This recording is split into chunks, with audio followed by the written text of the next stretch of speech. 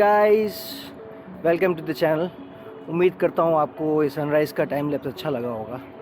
ये मैंने कुछ महीनों पहले बनाया था जब शेंजन से आना जाना बहुत कन्वीनियंट था। अभी तो सब सिटी के रेस्ट्रिक्शंस वगैरह लगे हुए हैं कि आप शेंजन जाएंगे तो ऑफ कोर्स आपको कोविड टेस्ट वगैरह कराना पड़ेगा वापसी लौटते टाइम। तो एनीवेज ये पुराना वाला टाइम लैप्सेस था, उम्मीद करता हूँ आपको अच्छा लगेगा। तो इस वीडियो में अपन बात करेंगे 5 cultural differences in India and China. मैं 2009 में आया था, तब से लेकर अब तक तो बहुत सारे डेवलपमेंट्स हो चुके हैं, लेकिन जो अभी भी हैं वो चीज़ें मैं आपसे इस वीडियो में डिस्कस करना चाहता हूँ। तो वैसे तो बहुत सारे पॉइंट है, लेकिन मैं आपसे सिर्फ 5 डिस्कस करूँगा। तो पहला नंबर, लैंग्वेज। अपने इंडिया में चलती है हिंदी, अंग्रेज़ी जो मुख्य भाषा हैं, और चाइना में चलती है पुथोंगवा जिसको मैंड्रीन भी कहते हैं। कैंटनीज़ एक पर्टिकुलर स्टेट में काफ़ी बोली जाती है जो ग्वांगडोंग है, जिसमें ग्वांगझो और शेंजन जैसी बड़ी बड़ी शहरें हैं। तो 2009 में जब मैं फ़र्स्ट टाइम चाइना उतरा था, एयरपोर्ट से ग्वांगझो उतरा था मैं, मुझे अच्छी तरह याद है। ना मेरे पास में फ़ोन था ना कुछ था। मैं एक्सपेक्ट कर रहा था कि मेरी कंपनी एक स्टाफ भेजेगी, जो हम जनरली मूवीज़ वगैरह में देखते हैं कि भाई एक प्लेट लेके सामने एक इंसान खड़ा रहता है और उस पर आपका नाम लिखा हुआ होता है। आप जाकर उसको अप्रोच करते हो कि भाई, आप इंट्रोड्यूस करते हो कि हाँ भाई मैं ही हूँ, फिर वो आपको गाड़ी से लेके जाता है। तो मेरे साथ में ऐसा कुछ भी नहीं था। मुझे लगा ऐसा होना चाहिए, लेकिन मैं एयरपोर्ट पर जैसे ही उतरा ना मेरे पास में फ़ोन था। मेरे पास में उस टाइम पे शायद एयरटेल या फिर वोडाफोन का कोई कनेक्शन था जो यहाँ पे चल नहीं रहा था। शायद मैं रोमिंग वगैरह चालू करना भूल गया था। तो जैसे ही यहाँ पहुँचा तो एयरपोर्ट में आप बाहर उतरते हो, उसके बाद में आपको काफ़ी सारे टैक्सी वाले अप्रोच करते हैं कि भाई कहाँ जाना है, कहाँ जाना है, और आपको लैंग्वेज के बारे में ABCD कुछ नहीं आती है। वो आपके मतलब एक मधुमक्खी की तरह आपके पास में चिपक जाते हैं कि भाई कहाँ जाना है, बताओ मेरे को कहाँ जाना है, एड्रेस है कि नहीं है। फिर वो आपस में खुसफुसाते हैं। फिर बहुत सी वियर्ड सी फीलिंग होती है कि भाई क्या बात कर रहे हैं, क्योंकि आपको लैंग्वेज आती नहीं है। तो मैं अपना बड़ा सा एक सूटकेस लेके, क्योंकि ऑफ कोर्स मैं जॉब के लिए आया था यहाँ पे, तो काफ़ी सारा सामान था मेरे पास में। बड़ा सा सूटकेस लेके मैं बाहर बैठ गया कि भाई कोई तो आएगा रिसीव करने के लिए, लेकिन काफ़ी देर तक कोई रिसीव करने के लिए नहीं आया। फिर मैं दोबारा वापस एयरपोर्ट के अंदर गया तो वहाँ पे एक हेल्प डेस्क काउंटर था। मैंने उनसे इंग्लिश में जाके बात की कि भाई मुझे एक फ़ोन करना है, आपके पास में फ़ोन अवेलेबल है? तो उन्होंने कहा फ़ोन ख़रीदो यहाँ से, हमारे पास में सिम कार्ड्स वगैरह, हम लोग सिम कार्ड्स वगैरह देते हैं, आप यहाँ से फ़ोन ख़रीदो। और मुझे आसपास में कोई भी ये जो पब्लिक टेलीफोन होता है वो नज़र नहीं आ रहा था। काफ़ी प्रॉब्लम आई उनसे बात करने में, उनको समझाने में कि भाई मुझे कॉल करना है, मेरे रिलेटिव्स या मेरे बॉस ने कोई एम्प्लॉय भेजा होगा मुझको रिसीव करने के लिए, वो यहाँ पे पहुँच चुका है, मेरे को शायद मिल नहीं रहा है, हो सकता है गेट नंबर कोई डिफरेंस वगैरह होगा। मैं जैसे तैसे करके, उस टाइम भी ये ट्रांसलेटर्स वगैरह अवेलेबल नहीं हुआ करते थे। अभी जो गूगल में जो AI फीचर आया है कि भाई आप कहीं भी ऑफलाइन भी आप इसको इस्तेमाल कर सकते हो, आप अपनी लैंग्वेज डाउनलोड कर लो, हिंदी या इंग्लिश या फिर चाइनीज़, आपको इंस्टेंट ट्रांसलेशन मिल जाता है उस चीज़ का। उस टाइम पे ऐसा नहीं हुआ करता था। एनीवेज, मुद्दा ये है, अपन डिस्कस कर रहे हैं लैंग्वेज बैरियर। लैंग्वेज बैरियर बहुत है। अपने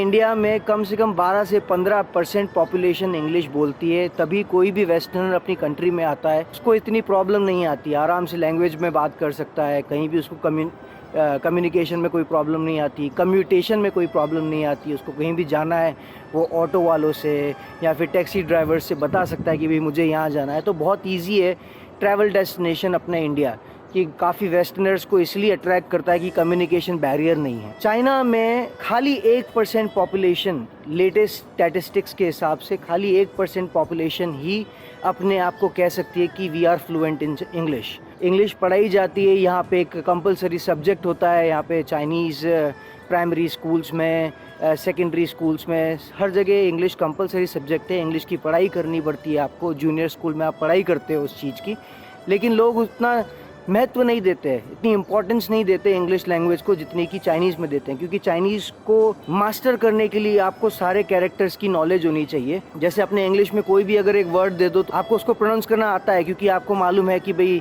वॉवेल साउंड्स क्या होते हैं, कॉन्सोनेंट साउंड्स क्या होते हैं, उसको कैसे प्रोनाउंस करना है, आपको सब मालूम होता है। लेकिन यहाँ पे ढेरों हज़ारों कैरेक्टर्स हैं जो इनको काफ़ी सालों तक लर्न करने पड़ते हैं। 5 से 6 हज़ार कैरेक्टर्स हैं, सबको लर्न करना पड़ता है, और सब में कुछ ना कुछ स्ट्रोक्स होते हैं। कैरेक्टर लैंग्वेज लर्न करना बहुत मुश्किल है। ये सबसे मेजर मेरे को डिफरेंस लगता है लैंग्वेज का।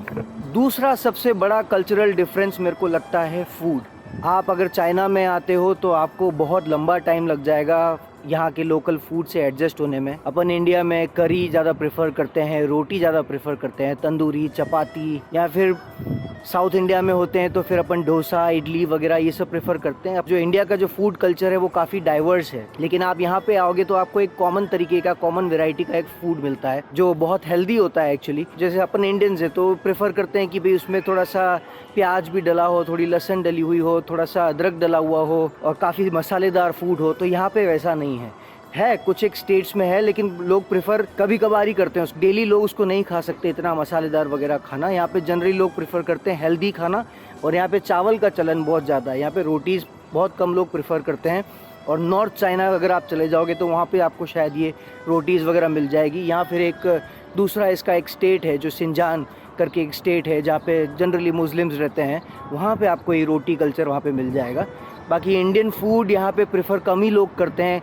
आप किसी इंडियन रेस्टोरेंट्स में जाएंगे तो आपको कोई रेगुलर चाइनीज़ नहीं मिलेगा कि भाई डेली आके इंडियन खाना खा रहा हो। आपको वही चाइनीज़ मिलेंगे जो चलो ठीक है टेस्ट के हिसाब से, चलो आज इंडियन फूड ट्राई करते हैं, आज थाई फूड ट्राई करते हैं, आज जापानीज़ ट्राई करते हैं। इंडियन फूड यहाँ पे रेगुलर चाइनीज़ नहीं खा सकते हैं। तो अगर आप यहाँ पे आ रहे हो तो आपको अपने आप को यूज टू करना पड़ेगा चाइनीज़ फूड के लिए, क्योंकि अपने इंडिया का जैसा चाइनीज़ फूड यहाँ पे नहीं मिलता है। जो अपने इंडिया में मंचूरियन का नूडल्स वगैरह यहाँ पे जो इंडिया में मिलते हैं वो सब चीज़ें यहाँ नहीं मिलती हैं। ये अपने इंडिया का इंडियन चाइनीज़ क्यूजीन है जो अपने इंडिया ने फ्यूजन किया है चाइनीज़ फूड को। यहाँ पे चाइनीज़ कुजीन बहुत ही ऑथेंटिक चाइनीज़ है। अगर आप नूडल्स भी खाने जाओगे तो आपको ढेरों 100 तरीके की वैरायटीज़ हो जाएंगी नूडल्स में। Beef noodles, pork noodles, spicy noodles, soup noodles, काफ़ी तरह की वैरायटीज़ आपको मिल जाएंगी। तो मुझे ये बहुत बड़ा एक कल्चरल डिफरेंस लगता है। अब बात करते हैं तीसरे कल्चरल शॉक के लिए जो मुझे यहाँ पे आके महसूस हुआ कि यहाँ पे लोग मिल्क टी नहीं पीते हैं, दूध की चाय नहीं पीते हैं। दूध की बनी हुई चाय जो अपने गाय का दूध, भैंस का दूध वगैरह आता है, आप अगर कहीं खुद से बना रहे हैं चाय तो आप प्रेफर करते हैं कि चाय से ही आपकी शुरुआत हो सवेरे सवेरे। लेकिन यहाँ पे ऐसा कल्चर बिल्कुल नहीं है। यहाँ पे लोग चाय को बिल्कुल पसंद नहीं करते हैं, स्पेशली हॉट टी तो बिल्कुल प्रेफर नहीं करते। जनरली लोग कोल्ड टी, आइस टी ज़्यादा प्रेफर करते हैं अगर दूध की बनी हुई हो तो। इनका खुद का चाइनीज़ टी कल्चर बहुत ही रिच है। 5000 साल पुराना इनका चाइनीज़ टी कल्चर है। और आज की तारीख में, आज 2021 जून तक की तारीख में चाइना नंबर 1 एक्सपोर्टर है टी का। $1.2 बिलियन का बिजनेस कर रहा है चाइना। पूरे वर्ल्ड में आज चाइनीज टी सप्लाई कर रहा है। इंडिया आज आई थिंक शायद तीसरे या दूसरे नंबर पे आता है टी एक्सपोर्ट में। आज चाइना नंबर 1 पे पहुंच चुका है टी कल्चर में। तो चाइना का जो टी कल्चर है, जब ये शुरू हुआ था तब ये हर्ब्स की तरह इसको इस्तेमाल करते थे। फिर उसके बाद में धीरे धीरे लोगों ने इसको लेजर एक्टिविटी के हिसाब से अपनाना शुरू कर दिया। कोई स्पेशल गेस्ट आ रहा है तो उनके लिए कोई एक्सपेंसिव वाली चाय होनी चाहिए, कोई एक फैमिली फ्रेंड्स वगैरह है तो उनके लिए एक मीडियम रेट की चाय होनी चाहिए। कुछ चाय में कोई दूध वगैरह नहीं डालते। इनका चाइनीज टी कल्चर बहुत अच्छा है। आप अपना गर्म पानी डालो, चाय को सबसे पहले तो आप ढंग से धो, फिर दूसरी बार गर्म पानी डालो, फिर उस चाय को थोड़ी सी उस पानी में भिगो और वो पानी आपको पीना है। ये अपने टी कल्चर के लिए इतने सीरियस हैं कि इनके पास में पर्टिकुलर टेबल्स होती हैं, बैठने के लिए स्टूल्स होते हैं। काफ़ी लोग पैसा खर्च करके इतना इन्वेस्टमेंट वगैरह करके मंगाया जाता है, उन पे लोग बैठ के अपनी चाय पीते हैं, क्योंकि काफ़ी इनका बहुत पुराना कल्चर है। हिस्टोरिकली अगर बात करें तो 5000 साल पुराना इनका ये कल्चर है। और अब तो बिजनेस में भी ये सबसे नंबर 1 एक्सपोर्टर बन चुके हैं। इंडिया अपने शायद तीसरे या दूसरे नंबर पे आता है। चौथा जो सबसे बड़ा और सबसे मेजर मेरे को लगता है कल्चरल डिफरेंस, यहाँ पे कोई मंदिर वगैरह कुछ नहीं है। यहाँ पे हैं बिल्कुल बुद्धिज्म टेम्पल्स हैं, चर्चेज हैं, मॉस्क भी होंगी, लेकिन यहाँ जाने वालों की तादाद बिल्कुल कम है। इनका मानना ये है कि भाई आप सब जिंदगी में सब कुछ अचीव कर लो, सब कुछ पालो, उसके बाद में आप कोई रिलीजन चुन लो। आप इस लाइफ से बिल्कुल सेटिस्फाई हो चुके हो, आपने सब कुछ अचीव कर लिया है, आपके पास में अच्छा खासा पैसा है, आपके बच्चे और बच्चियों की शादी हो चुकी है। जब ये लोग 60-65 साल की उम्र में आ जाते हैं तब ये चाहते हैं कि भाई हम लोग अभी बुद्धिज्म रिलीजन को अपना लें। और मोस्टली यंगर पॉपुलेशन यहाँ पे सारी की सारी एथिस्ट है, बिल्कुल नास्तिक हैं ये लोग। Last but not the least, जो सबसे बड़ा जो कल्चरल शॉक मुझे यहाँ पे महसूस हुआ है वो है जेंडर इक्वालिटी। यहाँ पे लड़के और लड़की को बिल्कुल एक समान, एक नज़र से देखा जाता है। जितना काम यहाँ पे लड़के करते हैं उतना ही काम यहाँ पे लड़कियाँ भी करती हैं। ये बात मैं आपको इस वीडियो में प्रैक्टिकल प्रूव करके बताऊंगा। अभी मैं किसी शॉप पे कुछ सामान लेने जा रहा हूँ, मैं आपको 2 से 3 शॉप्स दिखाऊंगा, हर जगह लड़कियाँ ही हैं। लगभग 60% फीमेल्स चाइना में काम करती हैं, 40% फिर भी सोचती हैं कि भाई या फिर डिसेबिलिटी की वजह से काम नहीं कर रही हैं, या तो फिर अपने वेल ऑफ फैमिलीज से होंगी तो काम करना पसंद नहीं करती होंगी। बाकी मोस्टली 60% प्लस लड़कियां यहाँ पे सब काम करती हैं। कोई शॉप्स पे काम कर रही हैं, किसी ऑफिस में काम कर रही हैं।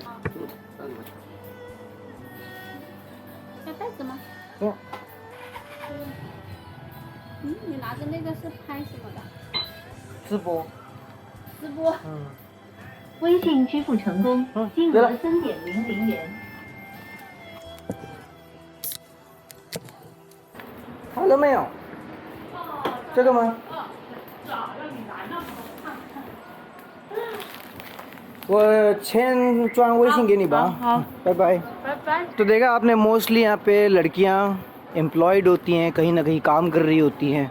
ऐसा नहीं है कि बहुत पुअर फैमिली से बिलोंग करती हैं, काफ़ी यहाँ पे वेल ऑफ फैमिली से लड़कियाँ भी काम करती हैं, अपनी स्टोर्स लगा के बैठती हैं, क्लोथिंग का स्टोर्स लगा के बैठती हैं, कॉफ़ी शॉप्स लगा के बैठती हैं। तो ये मुझे काफ़ी अच्छा लगा। तो मेरे हिसाब से ये 5 जो डिफरेंसेस हैं, कोई भी एक न्यू भी अगर चाइना में आता है बिजनेस से रिलेटेड या फिर काम के कल्चर के हिसाब से, कोई भी अगर चाइना आता है तो ये 5 जो कल्चरल शॉक्स हैं, जो कल्चरल डिफरेंसेस है, उसके लिए तैयार रहे। उम्मीद करता हूँ आपको ये वीडियो अच्छा लगा होगा। अगर अच्छा लगा हो, इन्फॉर्मेटिव लगा हो तो प्लीज़ लाइक शेयर सब्सक्राइब ज़रूर करें और आपसे मिलते हैं अगले वीडियो में। तब तक के लिए अपना ध्यान रखिए। Take care, bye bye.